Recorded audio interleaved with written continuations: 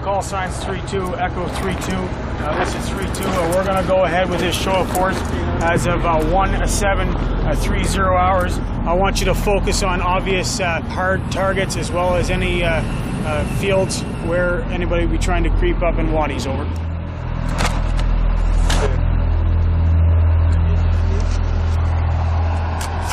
I just think some people are born for it. Some people are born to be a doctor. Some people are born to be vets or whatever. We're warriors. That's what we do. We're good at it. A lot of it's our training, but a lot of it's who we are. First, Second World War, Korea, you know, Canadians always shine. I guess it's our turn.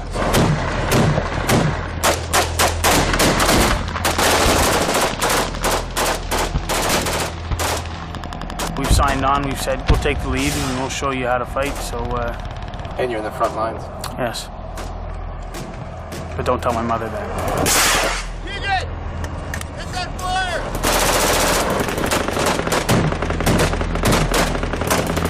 Oh! See that hit?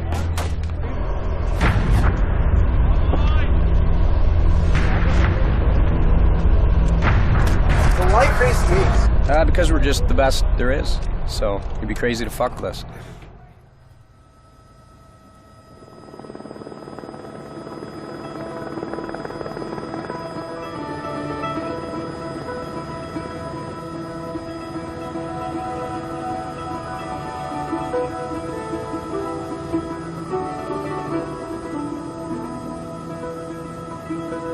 There were 2,300 Canadians serving in Afghanistan while we were there.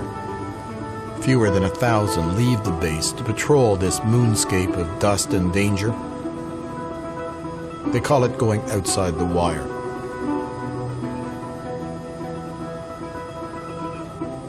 We spent October with the troops at Kandahar Airfield, in Panjwai, a traditional Taliban stronghold, and in Spin Boldak, a forward operating base on the Pakistan border.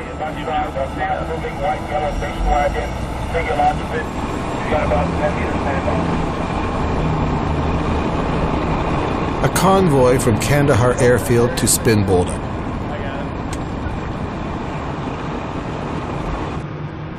Inside the armored vehicle, it's cramped, dark, and uncomfortable. I'm told if there's an attack, I'll be thrown in a ditch and just stay down.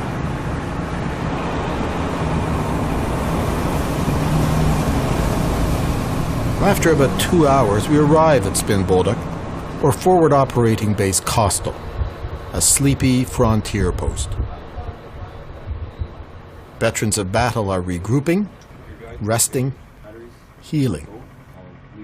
They lost over half the platoon due to injuries. There was one death. And right now we're in a reconstitution phase. We just got our replacements on the ground. So Spin is also a training center. That's not a tank. It's a light armored vehicle, a lab. The soldiers call them boats. Later in Panjwai, I would see labs cruise over the sand. Not here. This is driving school. Yeah, they're really taking it easy going past the kitchen. A lot of young guys, a lot of very inexperienced guys, most of which have less than 2 years in the military. Some guys have less than a year. All right, dude. How about who's next? Come on, Kirk. Come on. Kirk. Yeah, sports officer. Get up there. Sergeant Scott Russell is a patient, though somewhat profane, instructor. Get in your fucking order and come down. I'm sending 2 guys around that corner at a time, all right? I'm the 3rd guy in the order of march, so I'm going to come out and start buying it, all right? They don't have much time to get the replacements up to speed.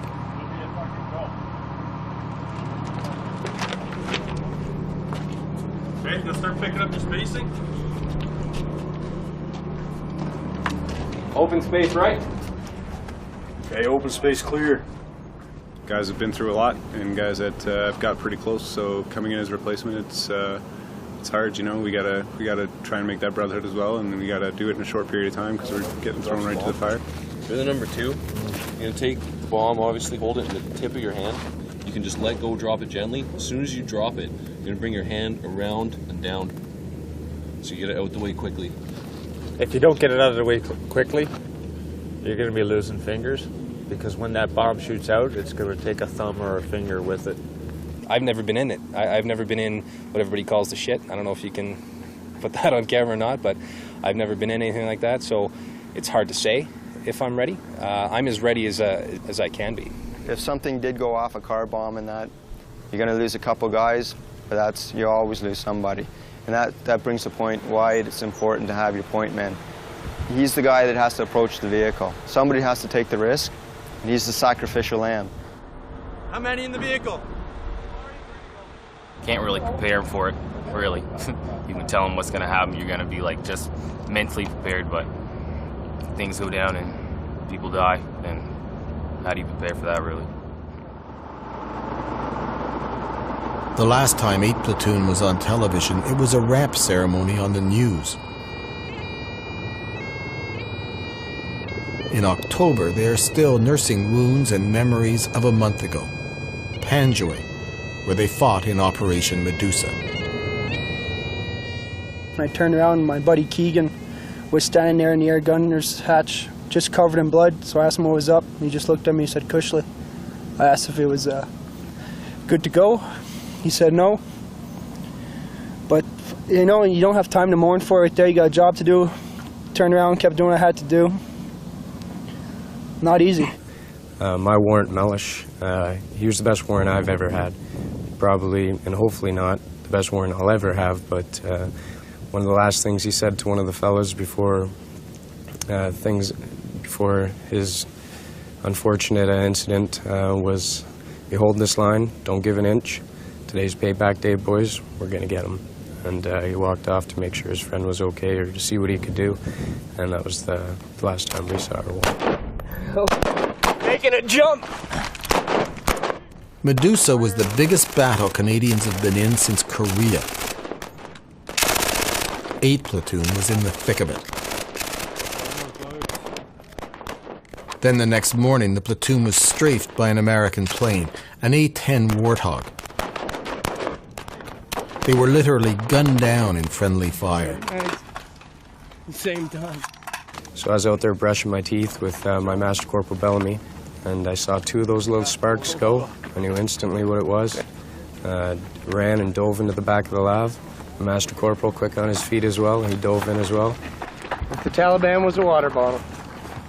Fortunately for me, and unfortunately for him, he landed on top of me and took a couple hits for me.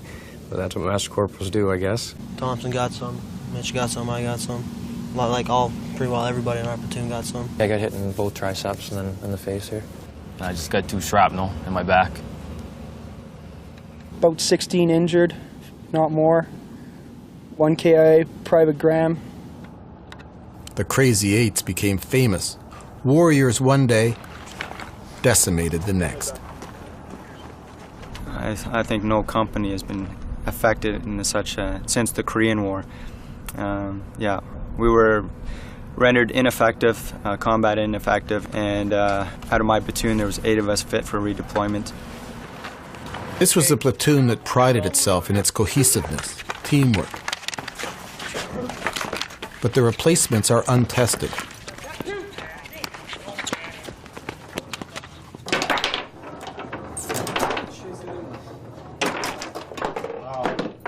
Still, the replacements are beating the older guys at foosball, much to the frustration of John Bellamy. He's the Master Corporal who jumped into the back of the lav and took the shrapnel, heading for Private Keegan. Thank you. He didn't want to be interviewed, then challenged me to a game of chess. As we plot the movement of knights and pawns, he relives the horrible morning of the A-10 attack. The guy who died, everybody speaks very highly of. Mm-hmm. The Olympic athlete. Yeah, Mark Graham. He was a very good soldier. He will definitely be missed. One of the guys said it was pretty interesting for all the near misses because, you know, an inch left or right or a centimeter left or right and you would have been dead, but there's so many cases of that, it was unbelievable. Well, you're case in point. Yeah. Mm-hmm. The piece of shrapnel traveled in my back through the muscle and is apparently pretty close to my spine at L3, buried in amongst some nerves. So that they left it in because they said it'd do more damage taking it out than it would leaving it in. So you got a souvenir at Panjway? Mm-hmm. I would have liked to have taken a different type of souvenir home, but you know, take what you can get, I suppose. Think these young kids are ready? Not even close. The new ones that we just got? Yeah. Nobody can prepare you for some of the things that you're going to see out there. Throwing your dead friend in the back of your boat. How do you prepare somebody for that, you know? You can't.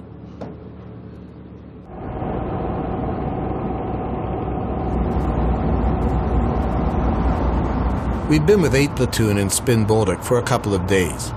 The border with Pakistan has been quiet. Pop down, see if you can see anything on the horizon. Still, they keep eyes on in the lab as the training continues. I got sheep. Yeah, I got tractor. Hey, is that a camel out there?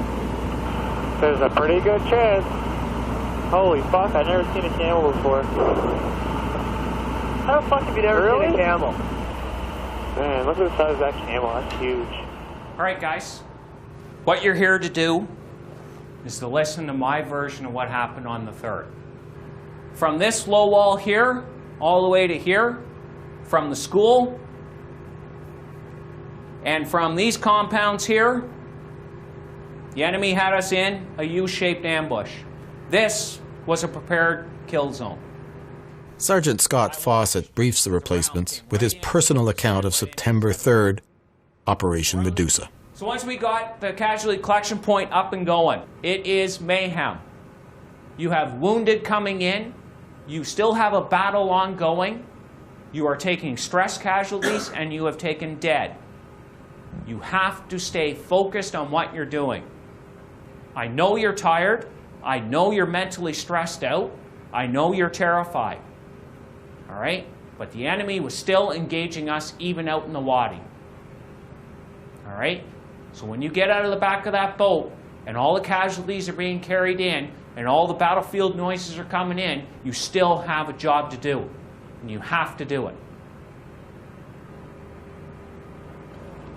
All right.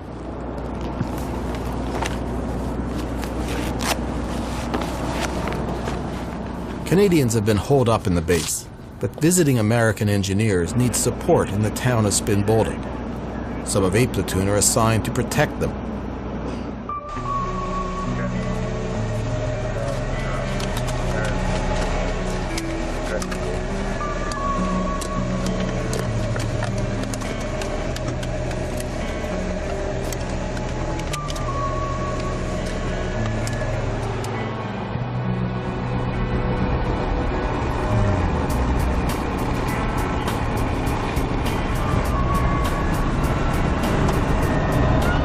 There's some anxiety. This is the first operation for the replacements. Right here. Right. Hard right, okay.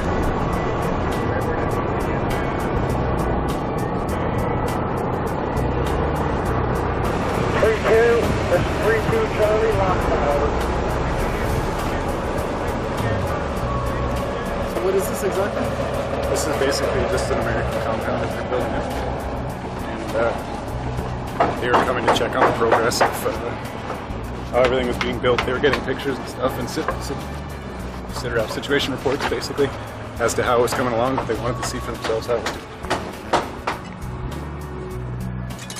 Eventually, Afghan police, working from this station, will try to control the region's drug trafficking. Good traps?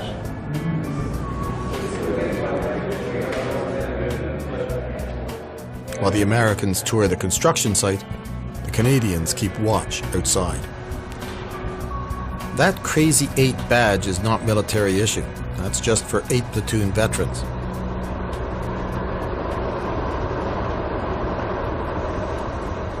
Sergeant Chris Jeeps leads the operation. You constantly move. You don't want to stand in one spot in case there's any chance of sniper fire. And it doesn't create a good target for the enemy to hit you with. So.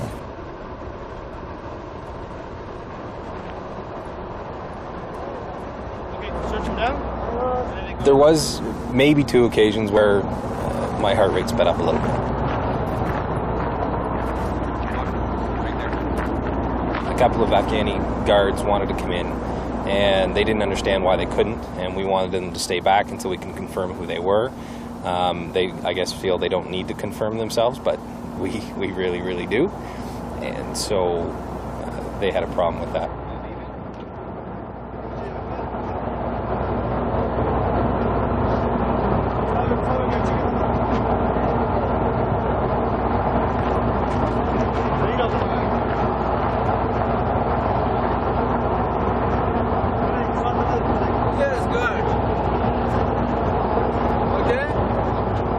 And that was my first experience with having to worry about possibly having to pull the trigger. You were ready to pull the trigger if you had to? Absolutely. There's nothing on this planet that would make me want to leave my wife and little girl without a husband and father. So that's what it boils down to. I'm here to protect myself, my fellow soldiers, and my family. The mission is a success. Some soldiers said they heard gunfire, warning shots. I didn't. But a few days later, there was an attack. On the same road we had traveled to town, an IED, an improvised explosive device, exploded under an Afghan national policeman's car. He was rushed to the base. Do you have means of transportation for the victim? Over. Roger, we'll be bringing him in by gators momentarily. Do we have an ETA on that boat when it's coming in? You'll get it when we get it. Turner Whiskey, Roger. He would lose one foot and almost the other. Lift! Good work, guys. Okay, walk on over. You can hand the IV bag to the medic. I'm going to hop up here with the doc. You need any more back here, or are you good? Good back here, if I, with the mass corporal right there. We're going to go ahead. You just need one there? Just take it easy, not too fast.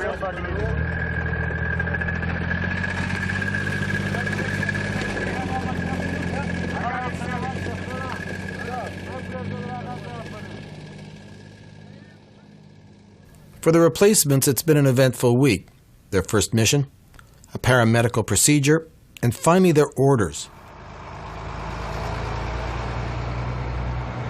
They are to head back to Kandahar airfield, then on to Panjwai.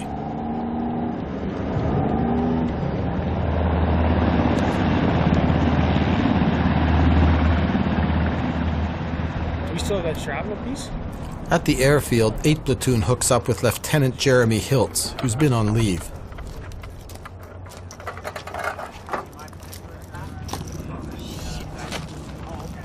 It's been a quiet month on Highway 1 through Kandahar City, and that makes people nervous. The most possible threat to us today is in the vicinity of Sriracha right here.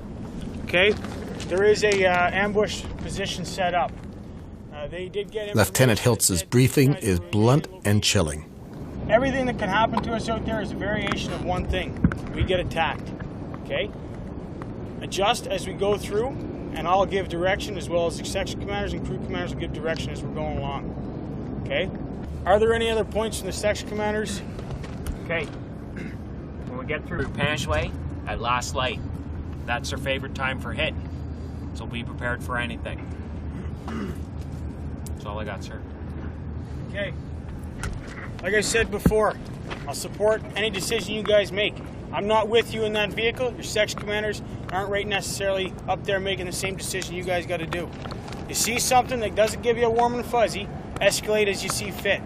If you don't know your ROEs, talk to your section commanders and clarify anything, okay? Once we leave this gate, it's game on until we get back into here, okay? It'll be a long time, who knows, okay? It's good times, boys. You get the soldier, it's awesome. Okay, you got guys beside you, like I said. Let's get our heads into the game, and let's do the job. Right on, good to go. Mount up.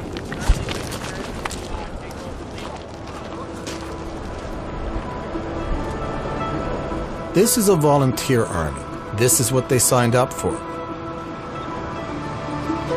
There is more a feeling of excitement than fear as the convoy heads outside the wire to Panjwai.